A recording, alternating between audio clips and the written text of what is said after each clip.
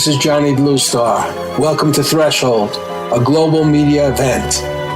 Is the universe just a random dance of atoms, or is it a manifestation of a supremely intelligent architect? Can its purpose, or our purpose here on Earth, be adequately assessed?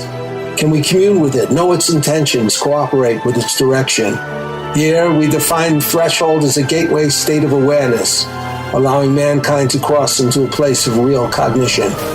Threshold allows us to approach questions of higher reality through the door of experience, rather than mere belief. Welcome to Threshold, where we tear away the veil from commercial media, bringing our audience and participants into another realm of reality and enhanced communication.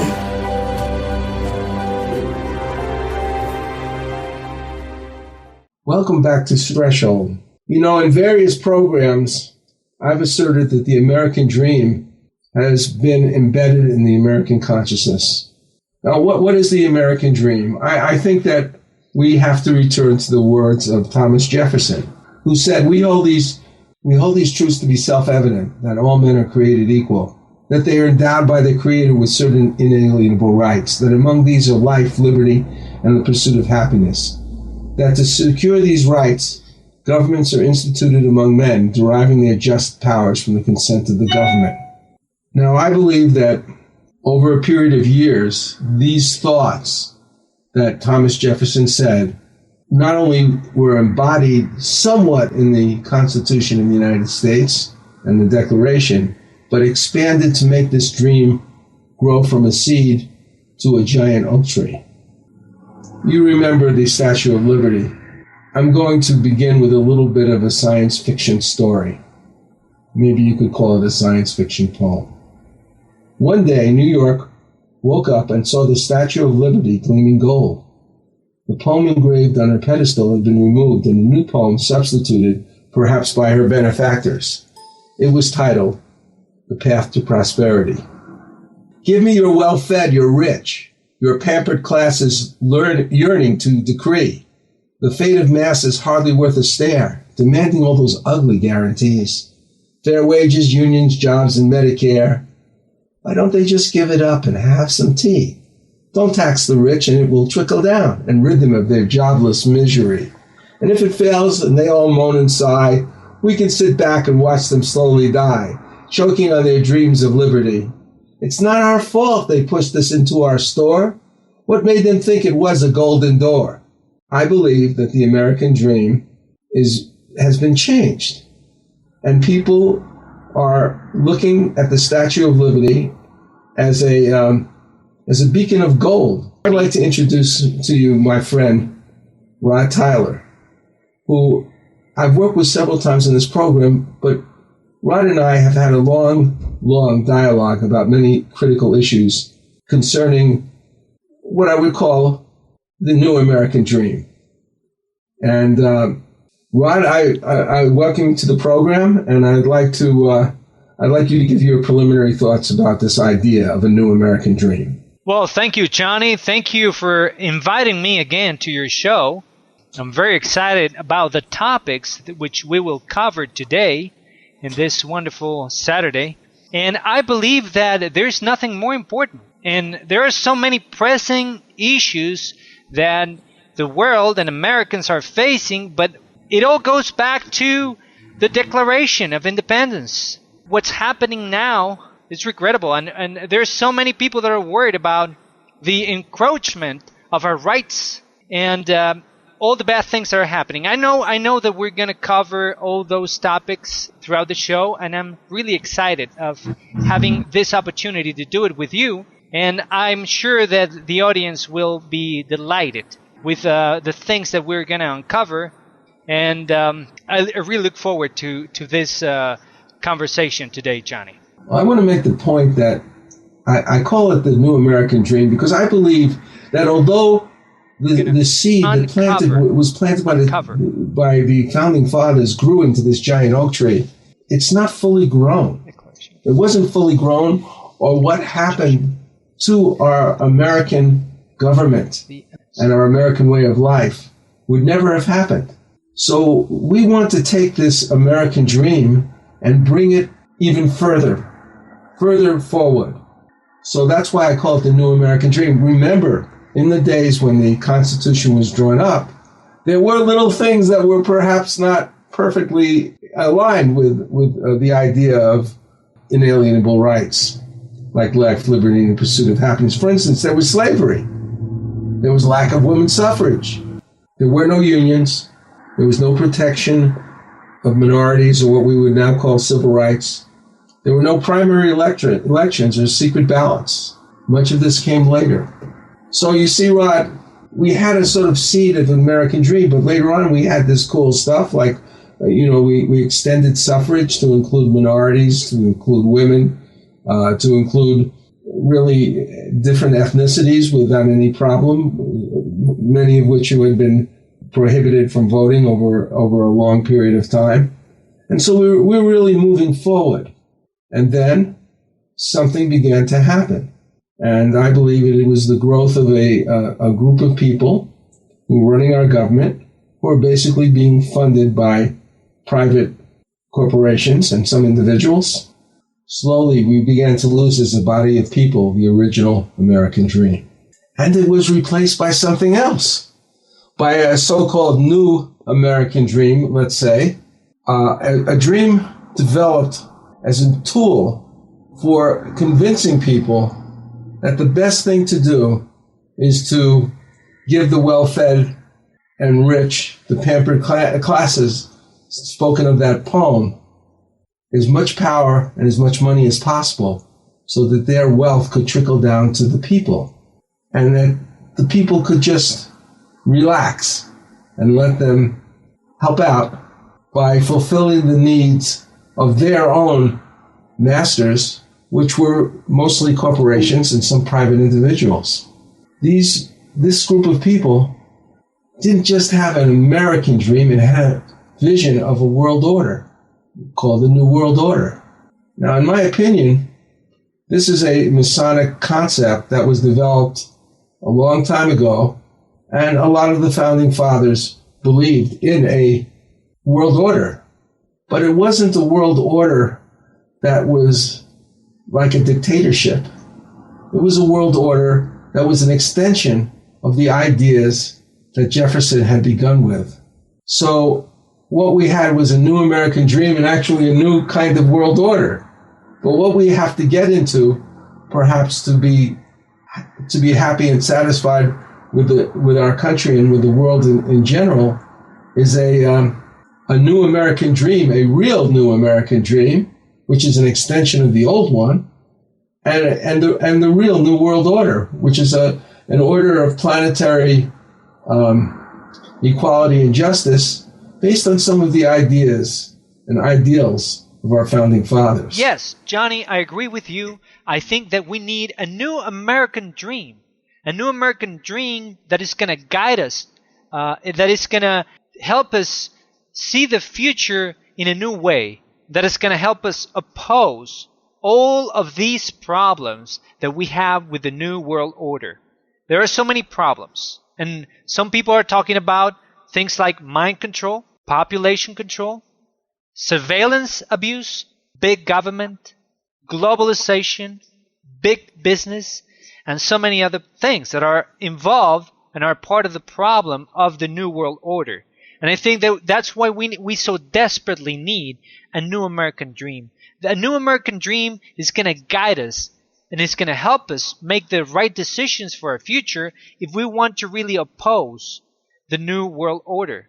We need to have some sort of model after which we're gonna build our new future, right? We need an alternative, a real feasible alternative to what's happening right now, which is the New World Order. We see so many problems. What we're seeing in the Arab states, all these Arab springs, the coup d'etats that are taking place, in so many countries, terrorism, and all of these problems are connected also to the New World Order. And they're connected to globalization. They're connected to the fact that there's so many big corporations, so many governments involved in this process, and it has been taking place gradually. And that is something that we're going to discuss throughout the show. How little by little they have been taking away our rights. They are getting bigger and bigger, and our rights and us as citizens, we keep getting smaller and smaller. So I really look forward to the rest of the show and discussing these issues at length. You know, Rod, in talking about the New World Order, we need to realize that there, like we've indicated, there's many things that are wrong, and maybe a lot of them are manipulated by a certain group of people who are trying to project an ideal which is quite different than the ideal of the American dream that we grew up with in this country. I'm reminded of what George Orwell said about doublethink in 1984, which was the special language that this big brother, the dictator, used in order to control people. He said doublethink means the power of holding two contradictory beliefs in one's mind simultaneously and accepting both of them. And I think that quote and this idea of doublethink applies to the American dream and the New World Order. These are ideas that existed during the era of our founding fathers and probably before in terms of a New World Order, because people have always wanted something more wonderful, more Christ-like, if you like, more spiritual, however you want to put it. And I put it in the most universal way, actually. And so what they've tried to do is they've tried to keep the idea of a New World Order, which wasn't so deeply articulated in the minds of the American population, but definitely the American dream. They've tried to invert it by substituting a completely opposite idea, what we would call a security state or a police state. And this is what we're up against. I really look forward to talking about this when we come back. We're going to take a break now.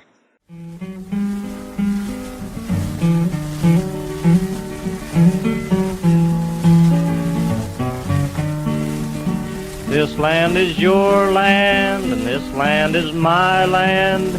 From California to the New York Island, from the redwood forest to the Gulf Stream waters, this land was made for you and me. As I went a-walking that ribbon of highway, and I saw above me that endless skyway, I saw below me that golden valley.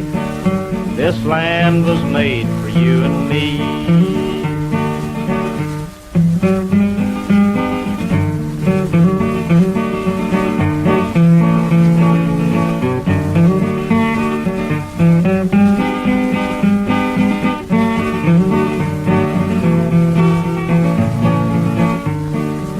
I roamed and rambled, and I followed my footsteps in the sparkling sands of her diamond deserts. All around me, a voice was a-sounding, this land was made for you and me. There was a big high wall there that tried to stop me. The sign was painted, said private property, but on the backside it didn't say nothing. This land was made for you and me. When the sun comes shining, then I was strolling in the wheat fields waving and the dust clouds rolling. A voice was chanting as the fog was lifting. This land was made for you and me. This land is your land, and this land is my land. From California to the New York Island, from redwood forests to the Gulf Stream waters, this land was made for you and me.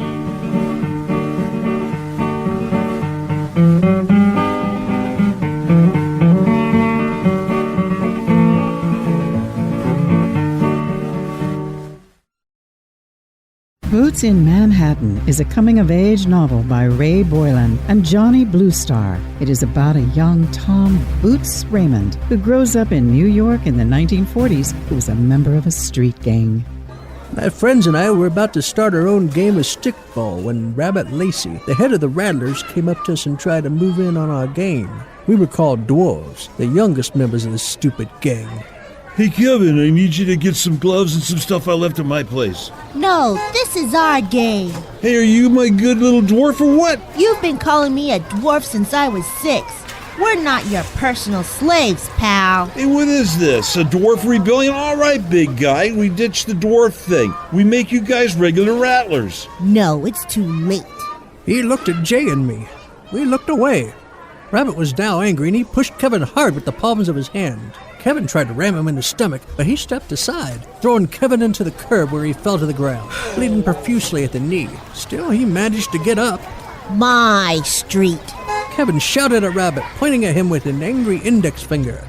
Find out more by Googling Boots in Manhattan, a 1940s coming-of-age novel, part 1 of the novel series The Foot Soldier by Ray Boylan and Johnny Bluestar. Google with the words Boots in Manhattan, Ray Johnny Kindle. That's Boots in Manhattan, Ray Johnny Kindle.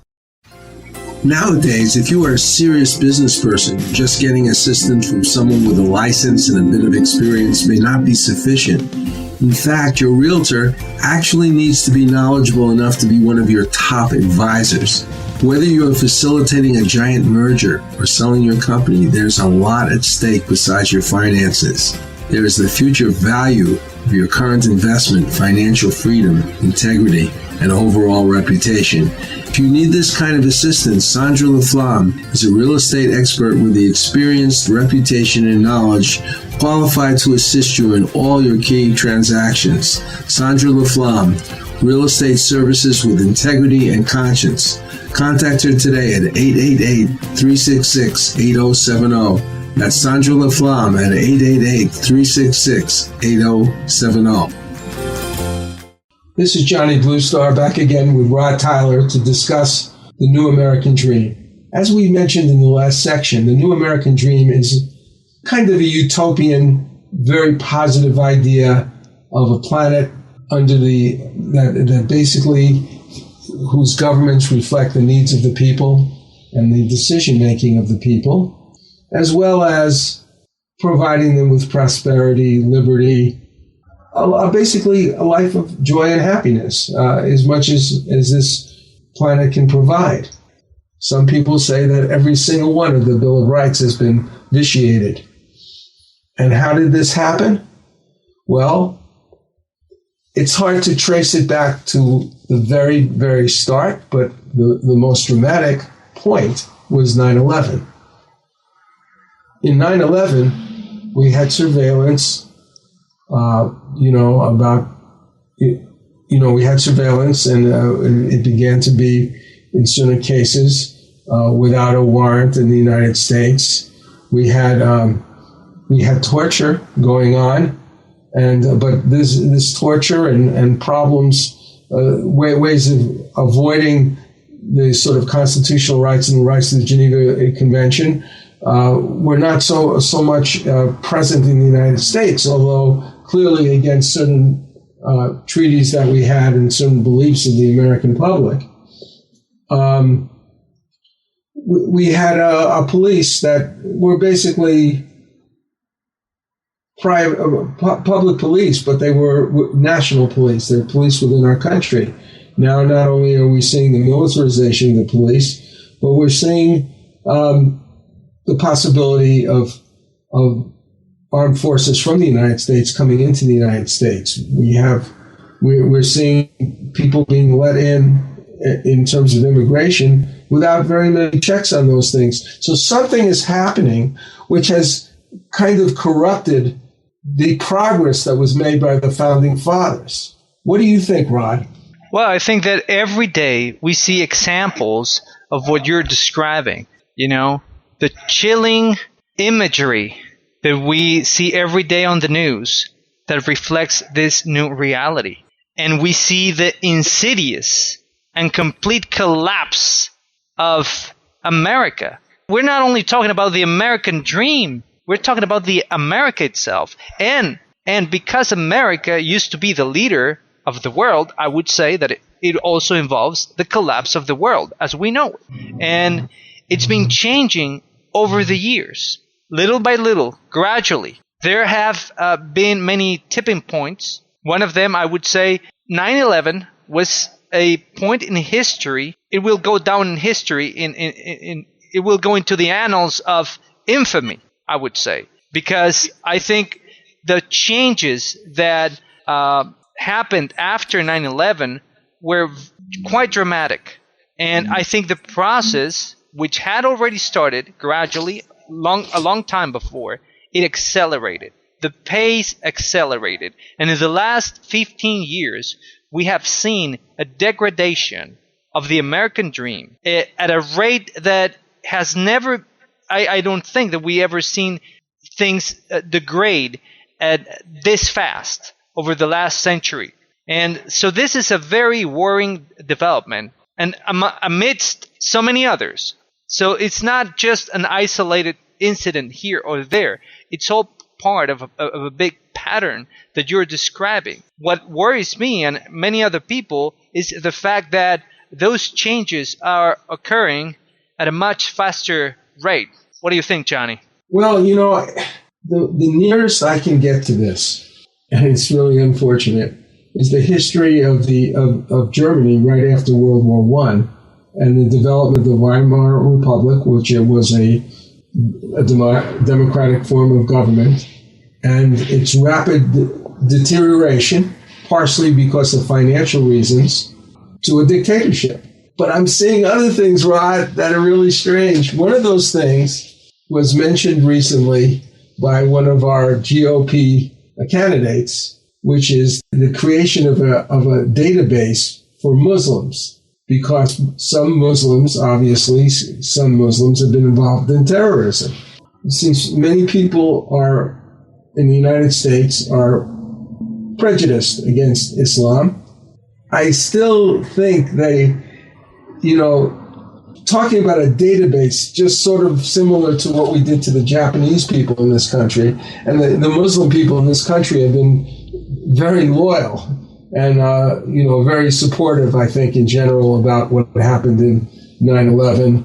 And certainly most of the world is not part of a terrorist conspiracy, and targeting a religious group in that way is just a further extension of what's been going on. That to me really rings of something deeper. When you find a scapegoat, finding a scapegoat is one of the most important things you can do if you're going to try to create a dictatorship. Not just finding a scapegoat, but finding that they're responsible for some horrendous problems that you have, and in this case, there are horrendous problems. To protect yourself, you have to develop this militaristic state. What do you think? Oh no, definitely. And what's problematic here is, I believe that there are precedents of conducts like this in the history of the United States, as you mentioned, the Japanese camps and the anti-communist measures taken after the Second World War. And so I think some people, sadly, and the biggest problem is that some people that feel very strongly about doing things like this and taking such extreme measures in complete violation of our Constitution, they end up in government. And for one reason or the other, they end up in government, and there's a lot of support for these extreme ideals. That is the problem. Some people believe that it's right, and it fits very neatly with the New World Order agenda, and that's a problem. The problem is because people are prejudiced. Some people are prejudiced. The master puppeteers that control the elite and NWO people, the master puppeteers that control everything, they use that to their advantage because people are afraid. People are afraid because of what's been happening. People started to be afraid because of the 9/11 attacks. After that, so many other terrorist attacks. Not that many, if you think about it. Not that many, but that is the goal of terrorism, is to inflict terror. It's not actually strategically, it's not really the purpose is not to defeat a country militarily, but to inflict terror. And they are using, the New World Order elites are using that as a great excuse, which makes me think that probably there's more to this than meets the eye. I believe that all the coup d'etats that we've seen, everything that's been happening in Africa and the Middle East, the Arab Springs, I think the New World Order is behind it for a reason. I think the New World Order is involved to some extent with everything that's related to terrorism, because they're using it to manipulate people, so they can put in place these mechanisms of surveillance and to further the interests of their group, but also transform not only America but all countries into police states. Because that's what they want. And it's part of the New World Order, involves every country that's part of modern civilization needs to become a police state. And we're well on our way. What do you think? As I said before in the former discussion we had, that it is originally a really good idea. It is a really good idea to have something like a world government, like the United Nations, but that actually acts in the interest of people, of things that really connect different countries without destroying their sovereignty. That would ease certain kind of trading problems, environmental problems, economic problems, health problems, very much like the United Nations is set up, but without the perhaps extreme divisions, contradictory purposes that exist within the members of the United Nations. I have to say that even without the concept that there is a central kind of conspiratorial organization behind the New World Order, even without that, everything looks to me like a complete deterioration of the American dream and any idealistic concept of world government.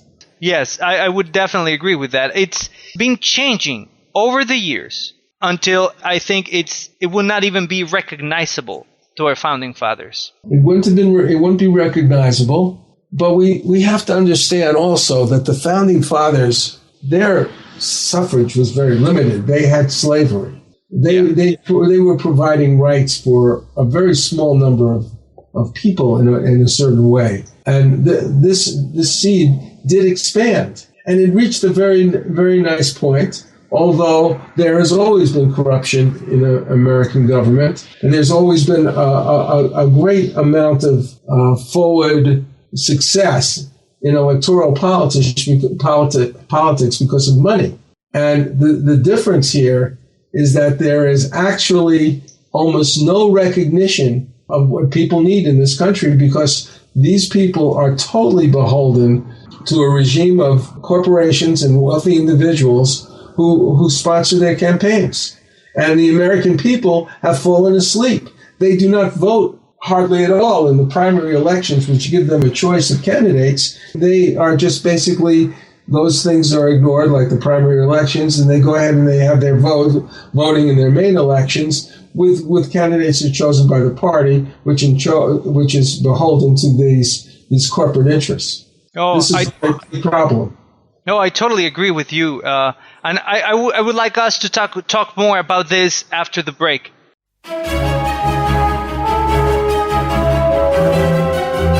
I've worked with Russian composer Edgar Ahrens for quite a few years, building an inventory of songs, many of which feature singer-performer Patricia Welch. We will soon be releasing these songs, components of an album and a musical in progress called Hadley's Castle. When Edgar and I first got together, I was amazed by the brilliance of his musical scores created for movies, TVs, and animations. Here is a sample of the work he did on the Russian TV series, available now on Amazon, called The Secret Agent's Memoir, which had 2 seasons. This score is called Escape and was created for the first season.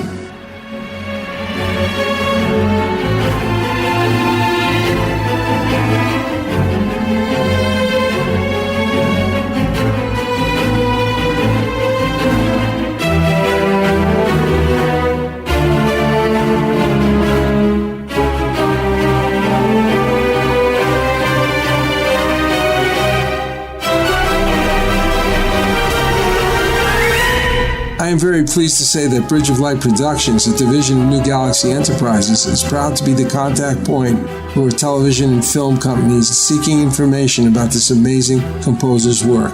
If you're in the entertainment business and wish to know more, contact me at johnnybluestar@gmail.com. That's johnnybluestar@gmail.com.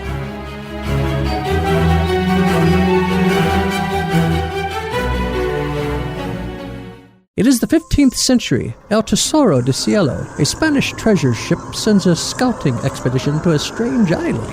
Golden statues surrounding them prove the enormity of their find.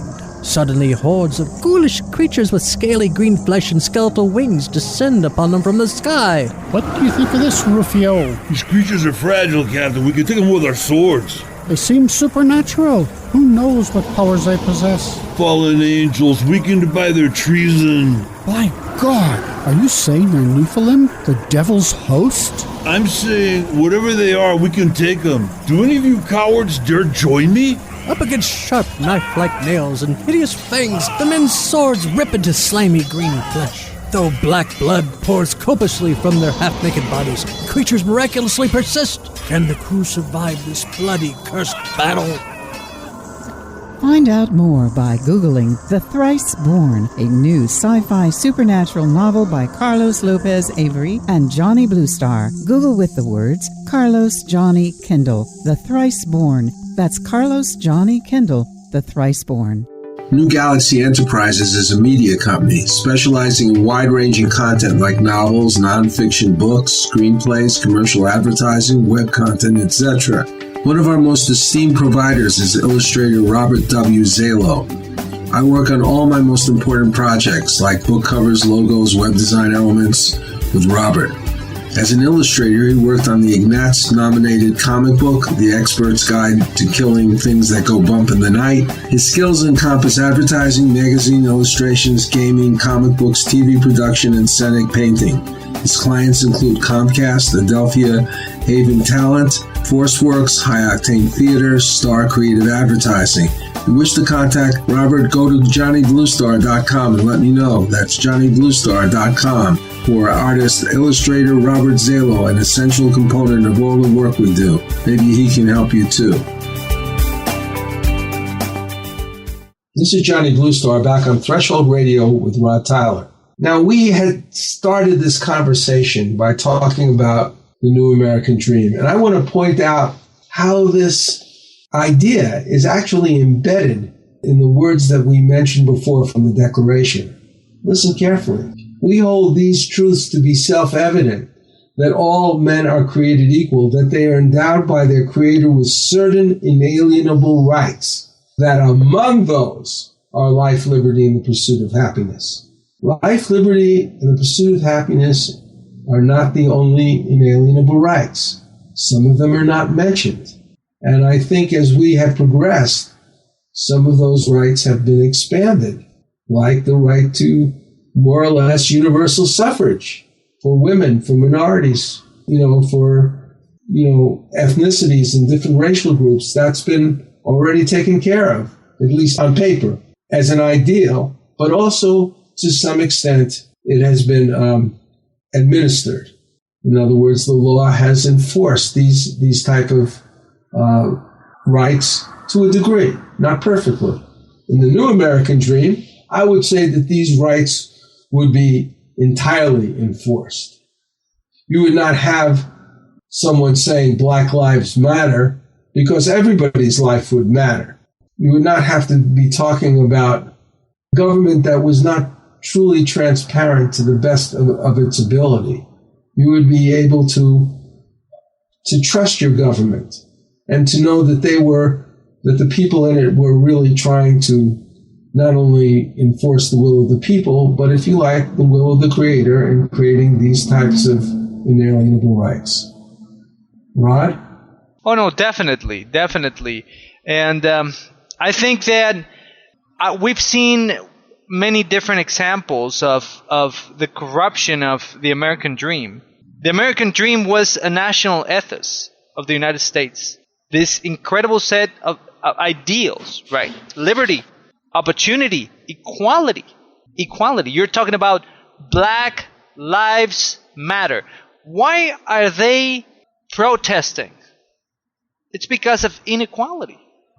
It's because of lack of opportunity.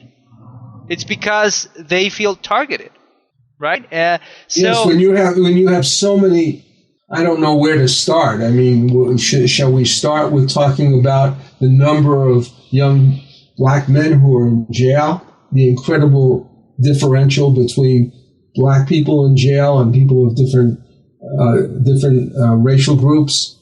It's incredible. What's the ratio between capital crimes where someone is actually executed between white and black people? You know, with all the persecution and problems and poverty and lack of opportunity, it's a state of unimaginable hardship for many black people just simply because they're black. You know, Chris Rock, in one of his shows, talked about how in his neighborhood, he lives in New Jersey, but it's an upper scale neighborhood, right? Right. There's only 7 black people there. And one of them is Magic Johnson. The other one, I don't know. All of them are artists, like Jay-Z and him, right? It's 7 black people, right? They're celebrities. And he says, well, the 7 black people that live here, like, we are more than famous. We're great celebrities. You know, everyone knows us. We basically have to reach the sky in order to live here. You know, and my neighbor is a dentist, right? A white dentist, right? And he's not a great dentist, you know? He's just a dentist, right? And he gets to live here. So I think it says a lot about what we're talking about. Yeah. Well, the thing is, so I envision a world where there is truly cultural equality, where people don't look at each other for their make great differences because they have a different religious faith or ethnicity or racial or in a certain racial group. But farther than that, well, I see certain rights that are really maybe part of an enhanced American dream. And one of those is the idea of protection in case of, sickness or disease or injury.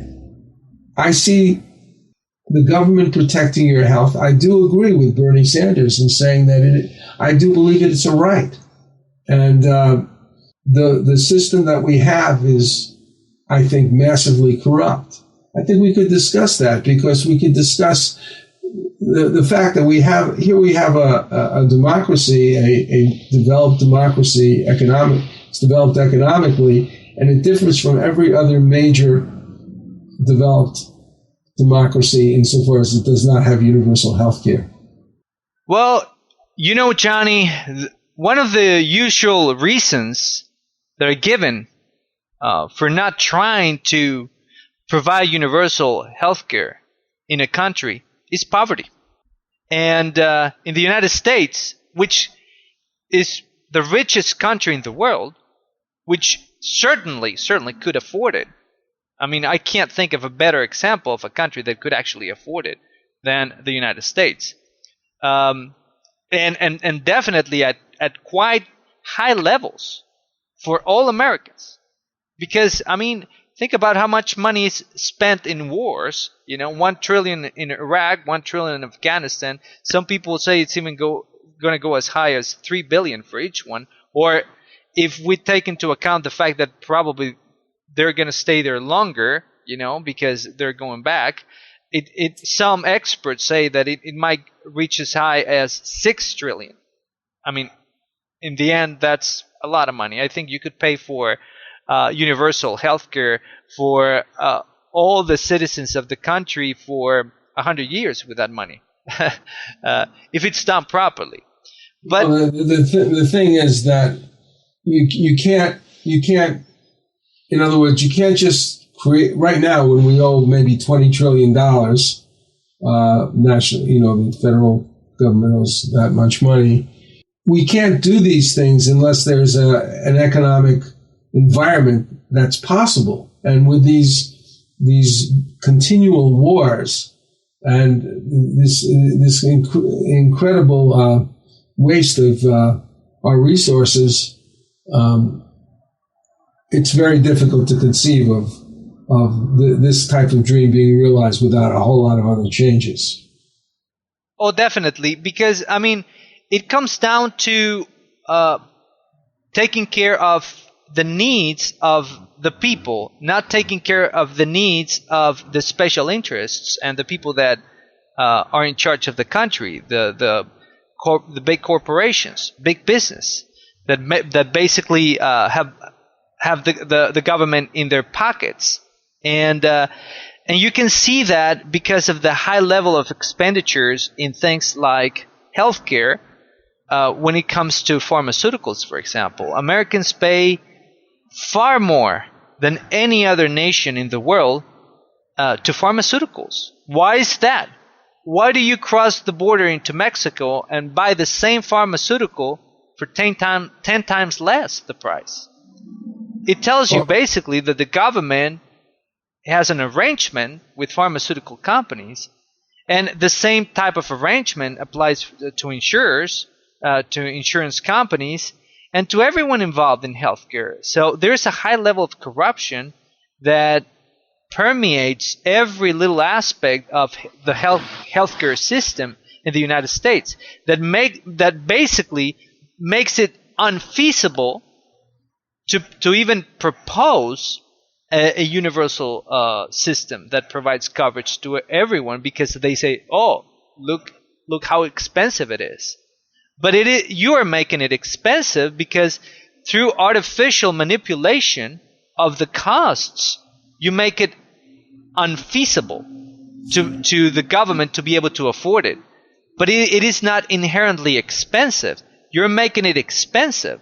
When pharmaceuticals charge Americans 10 times more than they charge other nations, that tells you something about it. That tells you that it's the government and their manipulation that is making it unfeasible. But in reality, the United States, it could certainly afford to provide healthcare to every American at very high levels if things changed. But I think the root problem here is corruption. That's what's really keeping Americans from having a good universal system that's feasible, that can pay for itself, that's sustainable, and that's affordable. Well, I want to go into this a little bit more, Rod, because I think there are other problems that are related to this. Because I don't think that we want a universal health care that is flawed not only in its cost, but in its content. And right now we need to go for a break.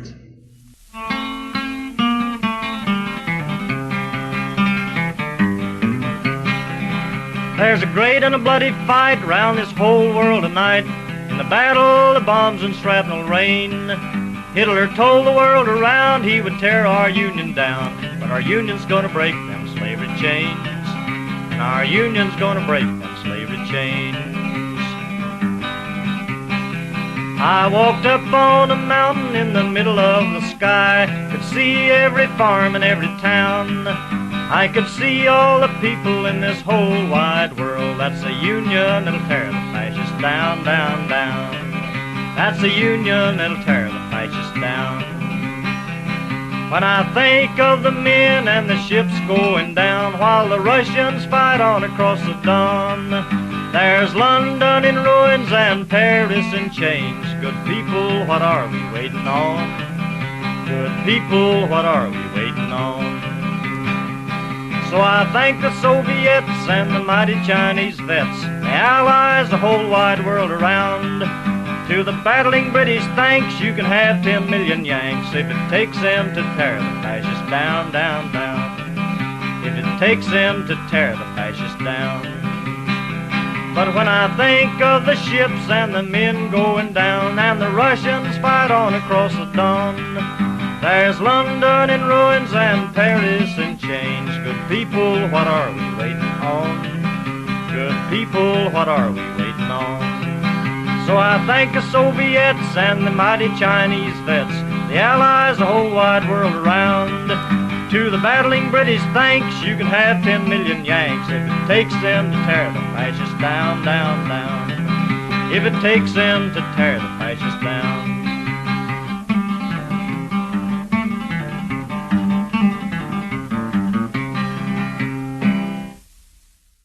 The following is from West Side Warrior, the memoir of Ray Boylan, a Korean War veteran and crime fighter. He was there fighting in the world's coldest battlefield when the Chinese communists invaded.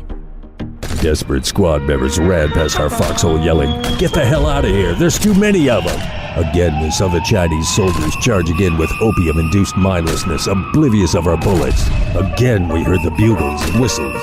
Climbing out of our foxhole, Bob dropped 2 hand grenades behind us, and I threw one over my shoulder. Bullets whizzing by our heads, Bob and I became bolts of lightning flashing across the mountainside. Like a hideous film, desperate scenes like this played out on the Tokong Pass for 3 days. Sometimes I played in the scene. Sometimes I could only watch and wonder if it were real, or if I'd be suddenly jolted out of my trance by an RKO usher saying, "Hey, did you kids sneak in here?" To acquire this book, Google westsidewarrior.boylan.kindle. Boylan is spelled Boylan. That's West Side Warrior, Boylan, Kindle. This is Johnny Bluestar. I've worked as a lyricist with Patricia Welch for over 5 years, along with Russian composer Edgar Ahrens, a friend and colleague. Her ability as a singer is simply amazing. She brings a unique and dramatic flair to every song she sings.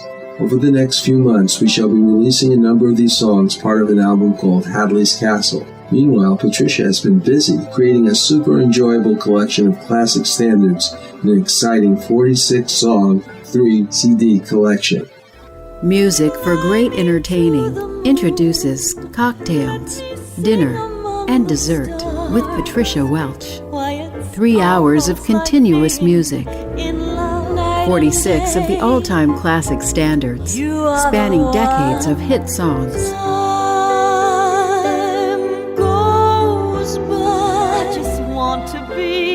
Going to a friend's home for dinner?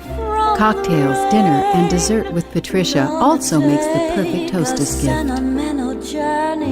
This 3-CD compilation is the perfect background music that sets just the right mood for any dinner party. I'm crazy for feeling so lonely. There was a boy, a very strange, enchanted boy. To purchase this album, just go to patriciawelch.com/CD. That is patriciawelch.com/CD. You won't be disappointed. Welcome back. This is Rod Tyler. I'm with Johnny Bluestar on Threshold. Before the break, Johnny, we were talking about healthcare and its connection with the American dream. So please tell us more about this, Johnny. Well, you see, you were correct in saying that if we could adjust a lot of our expenditures, particularly those perhaps connected with these endless wars, we would have more money and be able to perhaps easily afford to pay for universal health care. The problem is, universal health care is really only good if the health care is good. And in my opinion, the current situation with health care is very flawed because of a number of problems, many of which are connected with the food industry. I believe, because of various reasons, that our food is being extremely poisoned by many different factors. I can just name a few. One of them is the omnipresence of sucrose, or different kinds of artificial sugar, in our foods. You can hardly go to a grocery store here and walk down the aisles without some kind of a problem.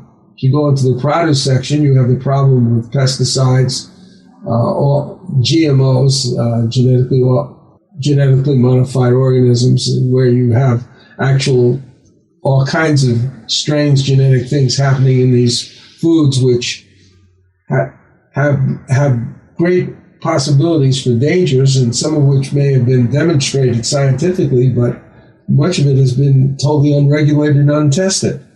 Then you have in terms of the general problem. You go to buy some chicken or some beef, and you've got things that have been not only altered with certain kinds of chemicals, but also with hormones, which have antibiotic traces in them. And so you have all these multiple biological and chemical problems associated with eating. And then you have a kind of medical establishment that is often primarily using pharmaceutical products that are basically designed to suppress symptoms and not to address the real problems that are causing the health situation. Perhaps you could expand on that, Rod.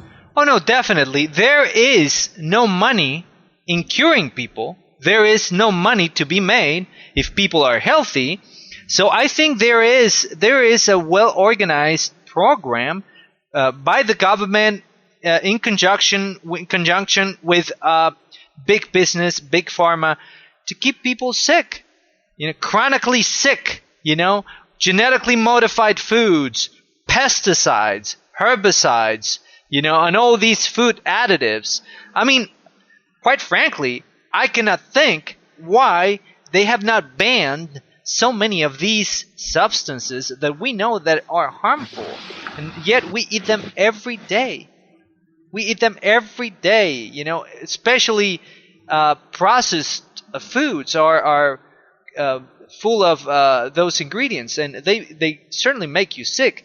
I mean, we see all these new problems that people are having that are directly related to food. But I think this is a well-organized effort on their part to keep people sick.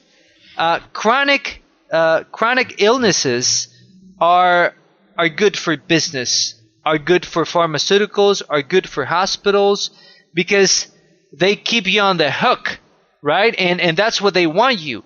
They don't want to cure you. There is no emphasis on prevention. Nobody talks about nutrition. Proper nutrition. And if you look at the recommendations, the nutritional recommendations of the mainstream establishment, and you really take a really good look at it, and you say, this is going to keep me sick, What they're advocating is just, they recommend milk, for example, but milk is full of hormones, and of antibiotics. And it's a problem. How is that not going to make you sick? It's going to make you very sick. But I think this is a well-organized effort on their part to try to keep everyone sick and chronically sick. They don't want to kill you. They just want to make you sick. So you have to buy their medicine, and which, quite frankly, doesn't cure you. Probably it just numbs the pain enough so you forget about it, that you forget about the fact that you're spending thousands and thousands of dollars a year for something that in the first place you should not be taking. You should not be taken if you had a good nutritional basis as the foundation of your health, right? Yeah, I think that there's another component here which I think you probably understand quite well. And that's that because of the motivation to create these drugs is largely due to for financial reasons, and therefore they basically have to develop products that they can patent and so have an exclusive right over. This gets into other aspects of big business and some of the problems that we have in actually maneuvering in the health field.